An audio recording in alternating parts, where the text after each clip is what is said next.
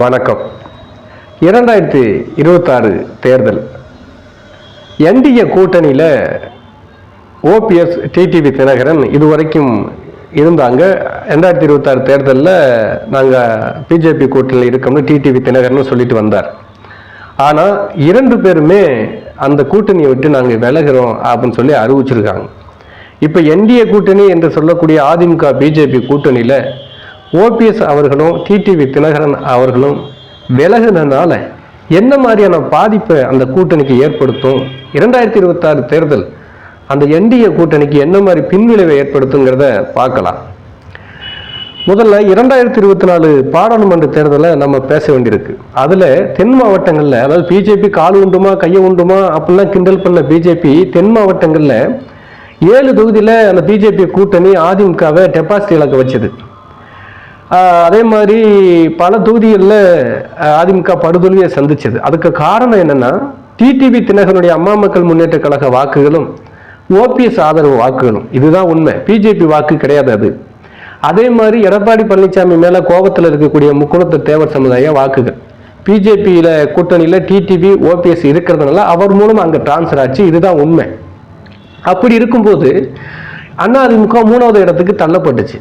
அப்போ ஒரு ஆளுமை மிக்க தலைவர்களா 2024 பார்லிமெண்ட் தேர்தலிலேயே திரு டிடிவி தினகரன் ஆல்ரெடி அவர் ஆளுமை மிக்க தலைவர், அவர் ஆர்கனைல நிரூபிச்சிட்டார். ஓபிஎஸும் 2024 தேர்தலில் இரட்டையிலேயே ராமநாதபுரம் தொகுதியில் டெபாசிட் இலக்கு வச்சு அவர் ஒரு ஆளுமை மிக்க தலைவர்னு 3,80,000 வாக்கு பெற்று அவரும் ப்ரூவ் பண்ணிட்டார். அப்போ ஓபிஎஸ் டிடிவிக்கு தமிழ்நாட்டு அரசியலில் முக்கியமான, அது குறிப்பாக தென் மாவட்டங்களில் முக்கியமான ஒரு பவர் இருக்கு, ஆளுமை இருக்குங்கிறது எல்லாருக்கும் வெளியே, அரசியல் அறிவு தெரிந்தவர்களுக்கு அது தெரியும். தெரிந்தும் அது இல்லைன்னு மறுக்கிறவங்க வேணும்னே மறுக்கக்கூடியவராக இருப்பாங்க. இப்படி இருக்கும்போது தான் அப்போ அதிமுக பிஜேபி கூட்டணி சேர்ந்திருந்தா அந்த டைமில் 2024 ஒரு 25 சீட்டு ஜெயிச்சிருக்கலாம் சொல்லி தான் பல பேர் சொல்கிறாங்க. அதுதான் உண்மை. ADMK, BJP, TTV Dhinakaran, OPS ஆதரவு அதிமுக, அதே மாதிரி பாட்டாளி மக்கள் கட்சி இதெல்லாம் சேர்ந்து இருந்துச்சுன்னு வச்சுங்களேன், கண்டிப்பாக 25 சீட்டு வந்திருக்கும். தேமுதிக இருக்கு, அது வேற மாதிரி வலுவான கூட்டணியாக இருந்திருக்கும். அதனால தான் இப்போ 2026 தேர்தலில் பிஜேபி கூட்டணி, ஏடிஎம்கே கூட்டணி, டிடிவி தினகரன், ஓபிஎஸ்லாம் வரணும் அப்படின்னு சொல்லி பேசுகிறாங்க. அப்படி பேசித்தான் இவங்களும் ஒன்றா டிராவல் பண்ணுது. ஏன்னா அதிமுக ஓட்டு தான் பிரியுது. இப்போ 45% இருந்த அதிமுக ஓட்டு 20% வந்துச்சு. இன்னும் 25% எங்கே இருக்கு? டிடிவிட்டையும் ஓபிஎஸ்டி இருக்கு. அதுதான் உண்மை. இன்னும் 25% உங்ககிட்ட இருக்கு. இந்த 25% வாக்குகள் 20% வச்சிருக்கக்கூடிய விஜய்கிட்ட போச்சுன்னு வச்சுங்களேன், 40-45% வந்துருச்சு. விஜய் ஜெயிச்சிருவார். காலம் மாறக்கூடிய வாய்ப்பு இருக்கு. இப்போ ஏடிஎம்கே பிஜேபி கூட்டிலிருந்து டிடிவியும் ஓபிஎஸும் விலகினதுனால பல தொகுதிகளில், கிட்டத்தட்ட திருச்சியிலிருந்து கன்னியாகுமரி வரைக்கும் பல தொகுதியில் ஏடிஎம்கே பிஜேபி கூட்டணி படுதோல்வி அடையக்கூடிய வாய்ப்புகள் இருக்கு. கண்டிப்பாக படுதோல்வி அடையக்கூடிய வாய்ப்பு இருக்கு. அதுக்கு காரணம்னா, இப்போ திமுக கூட்டணி வலுவாக இருக்குது. அதுக்கு ஈக்குவலாக இப்போ விஜய் அவர் கூட்டணி அமைச்சார் வச்சுக்கல, அப்படி அமைக்கிறதாகவும் பேச்சு இருக்குது. ஓபிஎஸ், டிடிவி, அன்புமணி ராமதாஸ் போன்றவர்கள், அதே மாதிரி தேமுதிக, இதெல்லாம் விஜய் கூட, ஏன்னா விஜய் கூட சேர வாய்ப்பு இருக்கு. ஏன்னா ஒரு ஆட்சியிலையும் அதிகாரத்திலும் பங்கு இருக்குன்னு சொல்லியிருக்கிறார். அப்போ போகலாம், கண்டிப்பாக போவாங்க. அப்படி சேர்றப்போ திமுக கூட்டணியா விஜய் தலைமையிலான கூட்டணியான்னு போட்டி வரும். திரு டிடிவி தினகரன் அவர்களே பேட்டியில் சொல்லியிருக்காரு, விஜய் அவர்கள் தலைமையில் கூட்டணி அமைய வாய்ப்பு இருக்கு அப்படின்னு சொல்லி. இப்படி போகிற பட்சத்தில் ஏற்கனவே இளைஞர்கள், பெண்கள் ஓட்டு அதிகமாக வச்சிருக்க வர வாய்ப்பு இருக்கு. விஜய்க்கு ஒரு 20% மேலே வந்துடுது. இப்போ டிடிவி, ஓபிஎஸ், தேமுதிக, அன்புமணி ராமதாஸ்லாம் சேரும்போது ஆட்சியை பிடிக்கவே வாய்ப்பு இருக்கு. ஏன் அப்படி சொல்றோம்னா, எம்ஜிஆர் முதல்ல கட்சி ஆரம்பிச்சு அவர் சிஎம் ஆகிறதுக்கு காரணம் என்ன தெரியுமா? முக்குளத்து தேவர் சமுதாயத்தில் ஒட்டுமொத்த வாக்கு பெற்றார்.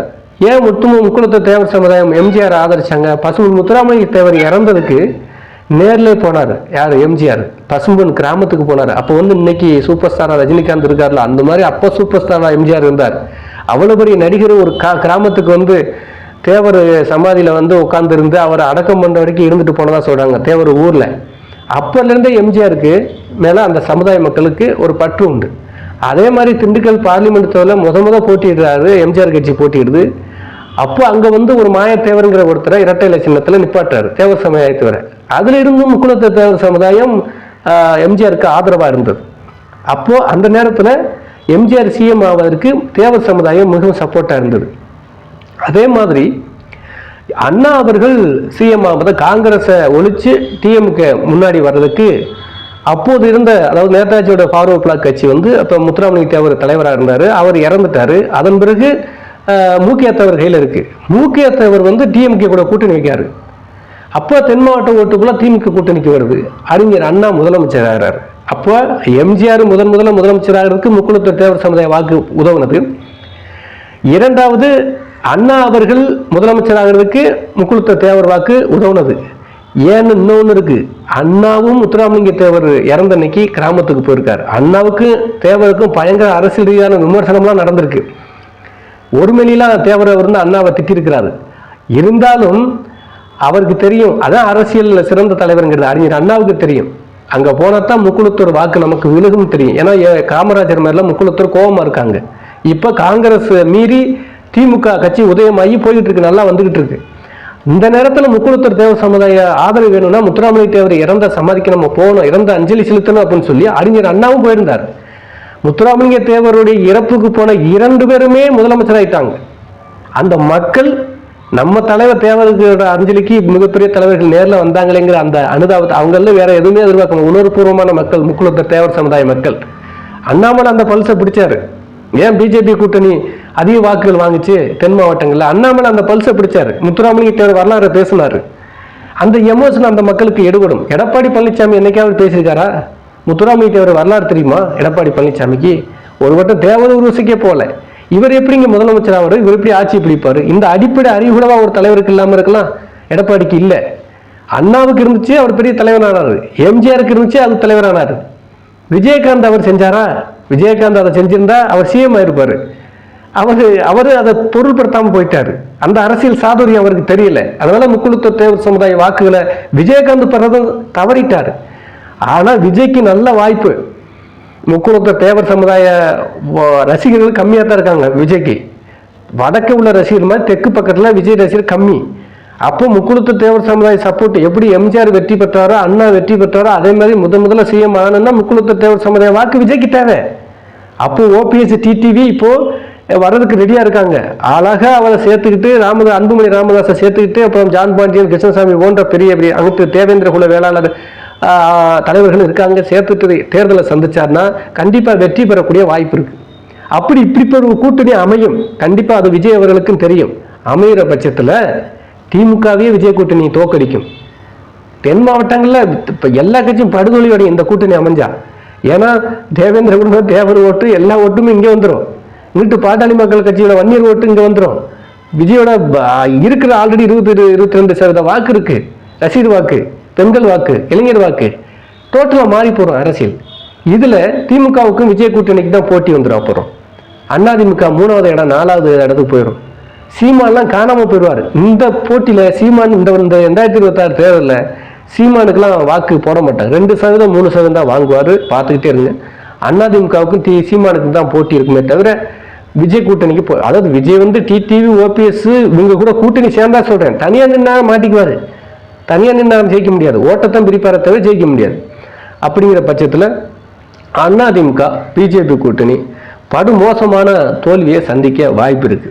ஏன்னா அந்த 2024 பார்லிமெண்ட் தேர்தலில் பிஜேபி எப்படி 7 தொகுதியில் வந்து ஏடிஎம்கே பிஜேபி கூட்டணி டெபாசிட் இலக்கு காரணம் என்னன்னா டிடிவி தலைவரின் வாக்குகளும் ஓபிஎஸ் வாக்கும் ஆதரவு வாக்கும் இவங்க அந்த கூட்டணியில் இருந்ததுனால எடப்பாடிக்கு எதிராக முக்குளத்தூர் தேவர் சமுதாய மக்கள் பிஜேபிக்கு வாக்களிச்சாங்க போன தேர்தலில். இப்போ ஓபிஎஸ் டிடிவி பிஜேபி கூட்டணியில் ஏடிஎம்கே கூட்டணி இல்லாததுனால மறுபடியும் அந்த வாக்கை பிஜேபி கூட்டணி இழந்துடும். இவங்க எங்க போய் சேர்றாங்களோ அங்கதான் அந்த சமுதாய மக்கள் ஓட்டு போடுவாங்க. அந்த சமுதாய மக்களுடைய பல்சு தெரிஞ்சா அரசியலில் ஜெயிக்கலாம். அப்படி ஜெயிச்சவர் தான் எம்ஜிஆர், அப்படி ஜெயிச்சவர் தான் அறிஞர் அண்ணா, அப்படி ஜெயிச்சவர் தான் ஜெயலலிதா அம்மா, அப்படி ஜெயிச்சவர் தான் கலைஞர். விஜயகாந்துக்கு தெரியல தோத்துட்டாரு, எடப்பாடிக்கு தெரியல தோத்துட்டாரு. விஜய் அவர்களுக்கு தெரியும், கண்டிப்பா தெரிஞ்சிருக்கணும். ஏன்னா தெரிஞ்சுதான் தேவர் குரு விஜய் அன்னைக்கு அவர் ஆபீஸ்ல முத்துராமலிங்க தேவர் போட்டோக்கெல்லாம் மலர் அஞ்சலி செலுத்தினார். இன்னொன்று முத்துராமலிங்க தேவர்னு அசால்ட்டா சொல்ல முடியாது. அவர் மிகப்பெரிய அரசியல் தலைவர், உலக அரசியல பேசியவர், இந்திய அரசியலையோ ஆட்டங்கான வச்சவர். அவர் வரலாறுலாம் இப்போ உள்ள தலைவர் படிக்கணும். சும்மா சாதி தலைவர் சும்மா அவர் மேல போய் பிரச்சாரம் பண்ணிட்டு இருக்காங்க. அவர் சாதி தலைவர் கிடையாது, சமூக நீதி தலைவர். அவர் முதல்ல சமூக நீதி பேசுனது அவர் தான். எத்தனையோ தாழ்த்தப்பட்ட மக்களை கோயிலில் போய் சாமி கும்பிட வச்சவர் அவர். அவர் வரலாறு படிக்காம பல முட்டாள்கள் அரசியலில் வந்துட்டு தப்பு தப்பா சொல்லிட்டு இருக்கானுங்க. அப்படி மக்கள் செல்வாக்கு பெற்று ஆதரவு பெற்ற அவருடைய ஆதரவை பெறணும் அப்படின்னா அந்த சமூக மக்களுடைய அந்த எமோஷனை புரிஞ்சுக்கிட்டாங்கன்னா ஓபிஎஸ் டிடிவி போன்றவர்களை கூட்டணியில் சேர்ந்துட்டு அந்த சமுதாய மக்களை ஆதரவோட சேர்க்கிறதுக்கு வாய்ப்பு இருக்கு. இன்னொன்று என்னன்னா, இந்த பிஜேபியில் அண்ணாமலை தலைவர் விட்டு விலகின தமிழ்நாடு பிஜேபி தலைவர் வந்து அவர் பதவி எடுத்துட்டு அதுக்கப்புறம் பிஜேபிட்ட ஒன்றும் முன்னாடி இருந்த வேகம் இல்லை. அந்த தொண்டர்கள்ட்டையும் சரி, அந்த நிறைய இளைஞர்கள் அண்ணாமலை நம்பி வந்தாங்க. அது நயினா நாயந்தன்ட்ட போனோடனே இப்போ அந்த இளைஞர்கள்லாம் இல்லை, பிஜேபியில் யோசிக்க ஆரம்பிக்கிறாங்க. ஸோ அண்ணாமலைட்டு உள்ள வேகம் அந்த வரலாறுல பேசினார்ல, முத்துராமலிங்க வரலாறு நிறைய பேசினார். அது காரணம் அந்த அரசியல் தான். அது அவருக்கு அந்த அரசியல் பல்சு தெரியுது அண்ணாமலைக்கு. நயினா நாயந்தன் வந்து தலைவர் கிடையாதுங்க, அவர் வந்து நிர்வாகி. ஒரு மாவட்ட செயலாளர் அளவுக்கு தான் அவரால் வேல்யூ இருக்க தவிர மாநில தலைவர் ஆகிற அளவுக்குலாம் அவருக்கு இது கிடையாது. இப்போ எவ்வளோ நாளாச்சு அவர் வந்து தலைவர் பதவிக்கு வந்து ஏதாவது ஒரு புரட்சிகரமான பேச்சு பேசியிருக்காரா? ஒரு இஷ்யூவாகிற பேச்சு பேசியிருக்காரா? திமுகவை எதிர்த்து ஆளுங்கட்சி திமுக தானே. ஏதாவது ஒன்று நயினா நாயந்திரன் பேசியிருக்காரா? அண்ணாமலை எவ்வளோ பேசினாரு? அண்ணாவிலேருந்து இன்னைக்கு வரைக்கும் பேசினார். அப்போ நயினா நாயந்திரனும் பிஜேபிக்கு ஒரு மைனஸான தலைவர். அண்ணாமலைட்டு இருந்த வேக நயினா நாயந்திரன் இல்லாததுனால பிஜேபியும் வீக்காக இருக்கு, அதிமுகவோட தலைவர் எடப்பாடியும் வீக்காக இருக்காரு. ரெண்டு பேருக்குமே மக்கள்கிட்ட எதிர்ப்பு அதிகமாக இருக்கு. அதனால பிஜேபி கூட்டணி பல தொகுதியில் டெபாசிட் இழக்க வாய்ப்பு இருக்கு, டிடிவி ஓபிஎஸ் விலகினதுனால. இதுதான் 2026 தேர்தல் ரிசல்ட்டாக இருக்கும். மீண்டும் ஒரு அரசியல் தலைவரோட தகவலோட சந்திப்போம். நன்றி.